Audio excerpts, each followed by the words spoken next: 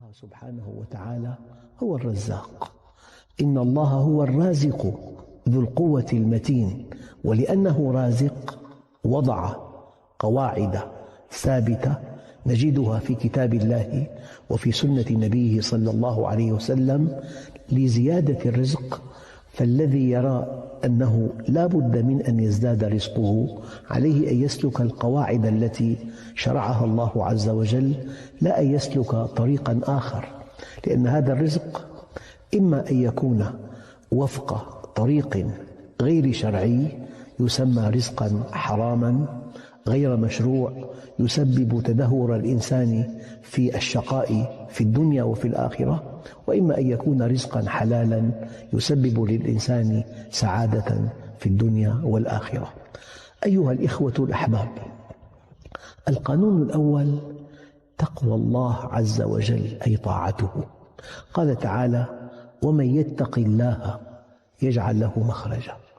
أحيانا كلمة مخرج توحي أن الأبواب كلها مغلقة، فحينما يتساءل الإنسان من أين المخرج لحكمة بالغة يغلق الله جميع الأبواب ويفتح باب السماء حتى يتوجه الإنسان إلى الله عز وجل.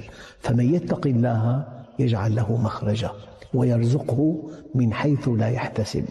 فمن كان يعاني من ضائقة مالية وهو مقيم على مخالفات شرعية، الحل الوحيد أن يتقي الله فيزيل كل مخالفة ويأتمر بما أمر الله وينتهي عما نهى الله عنه.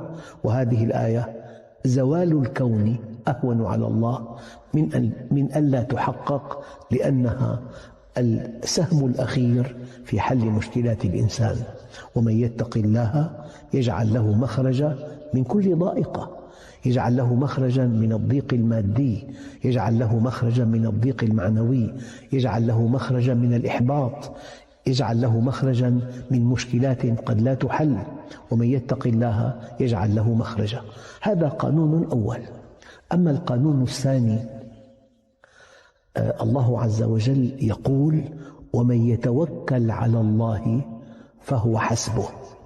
أنت حينما تتوكل على الله لا بجوارحك تسعى جاهدا للأخذ بالأسباب وبعدها تتوكل على رب الأرباب، تسعى جاهدا لإغلاق كل ثغرة في حياتك وبعدها تتوكل. لذلك الإنسان ينبغي أن يأخذ بالأسباب وكأنها كل شيء، ثم يتوكل على الله وكأنها ليست بشيء. لكن الله جل جلاله يقول: ومن يتوكل على الله فهو حسبه. لكن المسلمين حينما ضعف عندهم الإيمان بالله وحينما تخلفوا عن فهم حقيقة دينهم جعلوا محل التوكل الجوارح، مع أن محل التوكل هو القلب، أما الجوارح ينبغي أن تتحرك. لذلك رأى سيدنا عمر أناسا يتكففون الناس في موسم الحج فسألهم: من أنتم؟ قال: نحن المتوكلون. قال: كذبتم، المتوكل من ألقى حبة في الأرض ثم توكل على الله.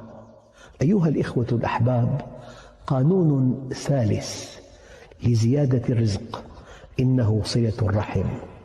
فقد قال عليه الصلاة والسلام: من سره أن يبسط الله له في رزقه وأن ينسأ له في أجله فليصل رحمه. رواه الإمام البخاري. يبدو أن الناس فهموا صلة الرحم فهما محدودا جدا، يعني في العيد يطل على بعض أقربائه ويتمنى ألا يجدهم ليضع بطاقة مكان زيارته وجلسته معهم. لكن الحقيقة أن صلة الرحم تعني أن تتصل به وأن تزوره وأن تتفقد أحواله وأن تمد له يد العون، إما العون المادي أو الروحي أحيانا أو العلمي.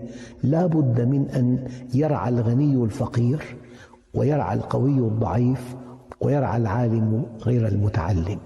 صلة الرحم أحد أسباب زيادة الرزق. أيها الإخوة الكرام، يقول الله عز وجل: لئن شكرتم لأزيدنكم.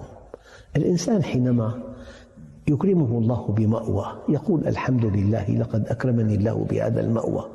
حينما يكرمه الله بشهادة عالية أو بمنصب معقول أو بدخل يغطي حاجاته أو بزوجة صالحة أو بأولاد أبرار، حينما يعزو هذه النعم الجليلة إلى الله عز وجل ويشكره عليها، هذه النعم تدوم وتزيد. لئن شكرتم لأزيدنكم، يعني ضمان النعمة لا أن تفكر كيف تهاجم خصومك المنافسين، لا، دوام النعمة أن تستقيم على أمر الله وأن تشكر الله عليها. شكر النعمة حصن لها، وبالشكر تدوم النعم.